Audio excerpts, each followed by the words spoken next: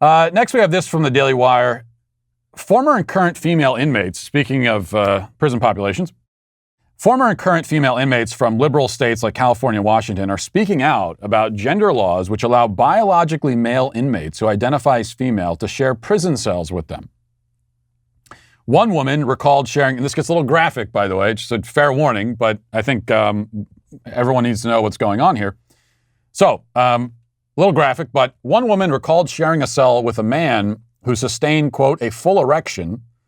Another noted how female inmates, many victims of past sexual assault, are arming themselves out of fear of victimization from 300-pound men who, quote, look like Hercules.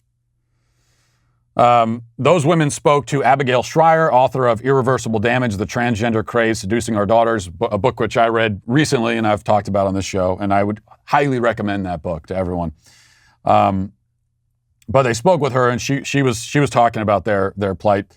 Former inmate Tyrena Griffin told Schreier that, quote, many of the men who are transferring there aren't even on hormonal medication. She told the author, quote, they're getting a full erection. So you're locked in this room 24/7 with a man, and there's nothing you can do about it. If you tell the police you don't want to live with a man, or you're afraid or whatever, you'll get a disciplinary infraction. So you're basically punished for being scared. Another former inmate, Amy Ichikawa, explained that Central California Women's Facility in Chowchilla does not separate inmates based on severity of crime due to the nature of women's facilities being significantly less violent than men's facilities. So when biologically male inmates are transferred in, they're mixed with inmates without regard to the nature of their crime. Ichikawa said, quote, we're all mixed together. The people who've murdered their children are in the same room as the people who've stolen boxers from Walmart. And it's worth reading this report because it goes into more detail than that, and all of it is absolutely horrifying. Now, I said just a moment ago that prisons are a place of suffering. There's no doubt about that. And that's not a bad thing, because if you're a criminal, you should suffer. I mean, all criminals should suffer, just not to the same degree. I mean, obviously, someone who steals boxers from Walmart isn't going to suffer. It shouldn't be made to suffer in the same way that a violent criminal or a murderer should. But there should be a punishment. See, that's the thing with now I'm kind of backtracking to the other conversation. We'll loop back around in a second. But we have to be clear, and I think we have this muddled idea these days about what prison even is and why it exists in the first place. And I would say that it exists for two reasons, and they're equally as important. One reason is to segregate dangerous people from society. That's part of it. That's really important, especially if you live in one of these communities where these violent criminals tend to also live. But we can't forget the other part of it is punishment. It is an actual punishment. And part of being punished is suffering. And that is good, again, for society. It helps to maintain a properly ordered society. It helps to keep society safe. There's also a deterrent element to it. But it's good for the criminal to have to suffer and to confront the severity of their own crimes. And that's how, if there's any chance of reconciliation, if there's any chance of personal reform, of turning a new leaf, it's not going to happen unless the people who commit these crimes are made to suffer. So that's that. There should be suffering in prison. But there's also a concept of cruel and unusual punishment, which is in our Constitution, and that's a good thing. Because, as I said, there's a limit, and there are degrees of suffering. And this is all supposed to be calibrated based on the severity of crime and everything. So putting women, many of them not even violent criminals, shoplifters, illegal drug users, and so on, locking them in cells with these large, violent men for 24 hours a day, that is cruel and unusual punishment. It is unconstitutional. It's a horrifying form of torture and neglect. And these women are being literally silenced. We hear so much about, well, women are being silenced. In most cases, that's not the case at all. Most of the women who are out screaming that they're being silenced, well, they're screaming and we hear them, so they're not being silenced. But these women in prison, they are literally being silenced.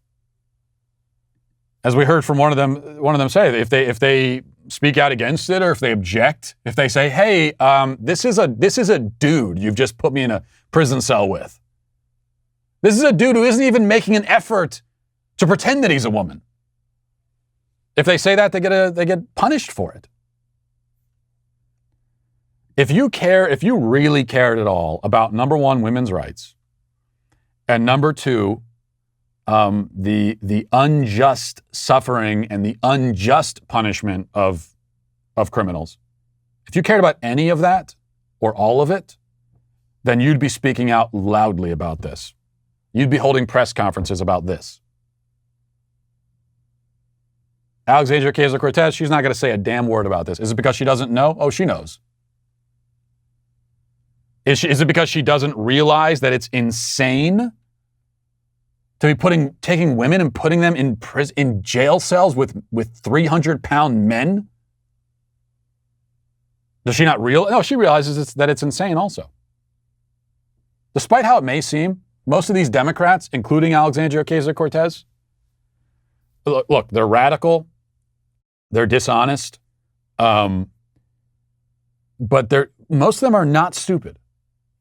You know, it may seem like they are, but they're not, at least they're not as dumb as they come across. They know what they're doing. And they know that this is wrong, but they're not going to say anything about it because they care more about their ideology than the suffering of anyone, including women. And all of this is based on, we're putting men in women's prisons. It's based on the honor system. Like you might as well just have no bars and no walls in the prison and base the entire thing on the honor system. Here's your spot where you're supposed to be in jail for the next 27 years. We're not going to have any guards. We're not going to have any walls or anything. Honor system, okay? I mean, you're a murderer. I'm sure we can trust your personal sense of honor and integrity. So on the honor system, they're letting men into women's prisons because the men claim that they identify as women or really feel deep down that they're women. There's no way to confirm that. It's just they said it. And so, who would lie? This is a murderer and sex offender. He wouldn't lie about this. And of course, even if we could confirm that they really do identify as women, that wouldn't make a damn bit of difference because they still don't belong in women's prisons because they're not women. But the point is that a lot of these guys, they don't even really identify as women. They identify as far as just saying, "Oh yeah, I'm a woman."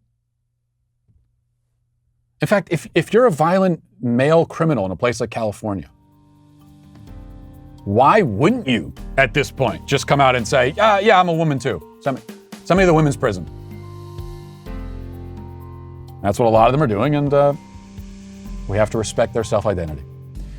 Well, I hope you enjoyed that clip from the Matt Walsh Show. If you did, go ahead and hit that subscribe button right down there so you can stay up to date on all of our future content.